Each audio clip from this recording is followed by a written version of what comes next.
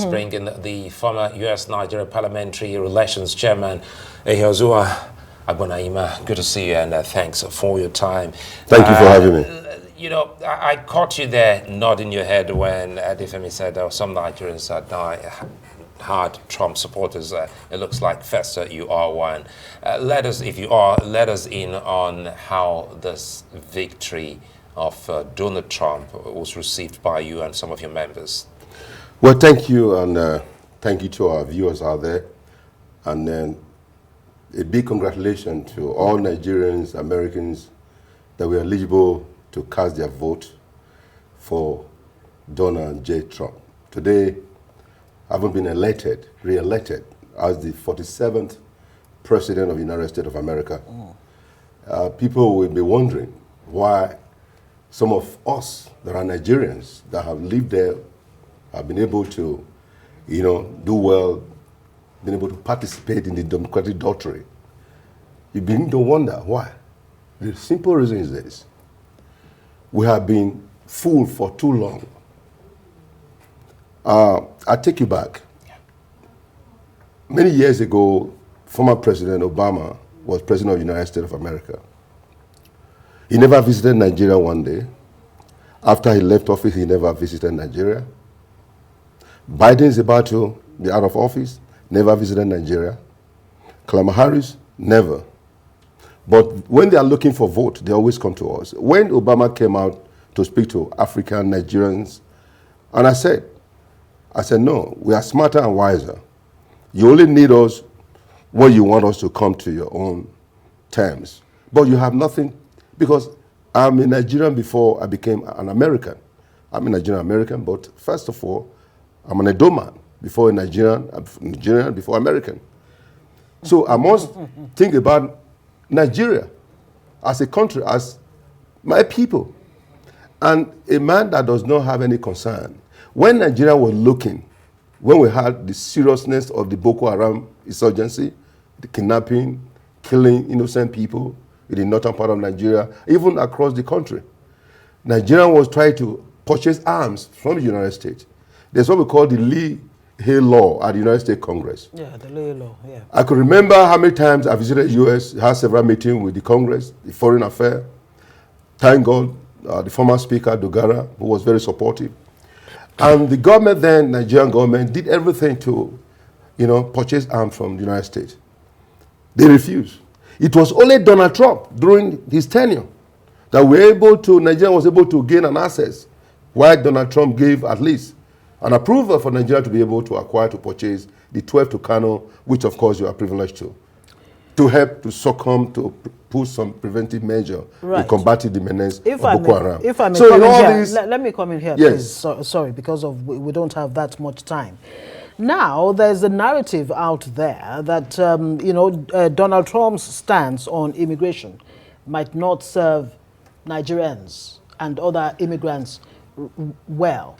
No, that's on the one hand. Nothing but cheap blackmail they wanted to use. It was Obama, Kamala Harris, and Biden. They wanted to use that kind of message to kind of put some sentiment into our mindset. What really? Did you listen to Donald Trump on his speech? He said, "Look, how do you open the border? The border is so porous where you allowed, illegal immigrants coming to the United States, those who left prison in other part of the world coming to America. When Nigerians, legitimate Nigerians, try to go to America legitimately, they are refused visa.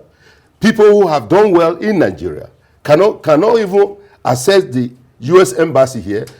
At the time, you say 4 months, 5 months, 6 months, 8 months to obtain an appointment, and you can have somebody who can just cross the border to enter into the United States illegally.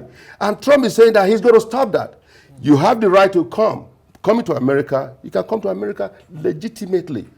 That is what he's talking about. I don't want to be fooled. I don't want to be deceived by using, political shenanigans. Oh, he doesn't want, like somebody said, he said Nigeria is a shithole. Right. I don't need Donald Trump to tell me that Nigeria is a... How exactly, yeah, this is television, okay, and it's a family one too for that matter. How exactly do you think a Trump administration will best serve Nigeria? And indeed... Yeah, Africa? well, let me tell you, we have a lot of Nigerians that have excelled, that are doing very well in America. I'm telling you, in no ramification, there's nowhere you will not find Nigerian doing well. And so we're talking about the economy. Like I was talking to my younger cousin, my senior sister's son, who lives in California.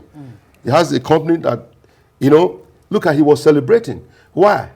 He's about 34 years old. He said, Uncle, when Donald Trump was president, my business was booming. All our friends were happy, you know, giving, you know, tax rebate. Do you remember at the time, most of the manufacturer industry, they all left America outside, you know, the other part of the world. It was when Donald Trump came, he did everything to bring them back to America by giving them incentive. That was what brought that situation where we begin to see a lot of employment. And that's where I wanted to come in, because it has gone back to being that most of those factories are now storage, you know, places, and some of them have been used for some kind of worship centers. And it has also affected people's savings when it comes to their pensions. So what first steps do you expect from Donald Trump, specifically to reversing the trend, which you just highlighted, and also to making sure that internally, which is his main primary concern, Americans... first. Yes, first. And ultimately, Nigerians, which you just said that you're first in Nigerian. So how does it affect Africans and Nigerians especially? I want a president that will want to make sure that there's peace all over the world.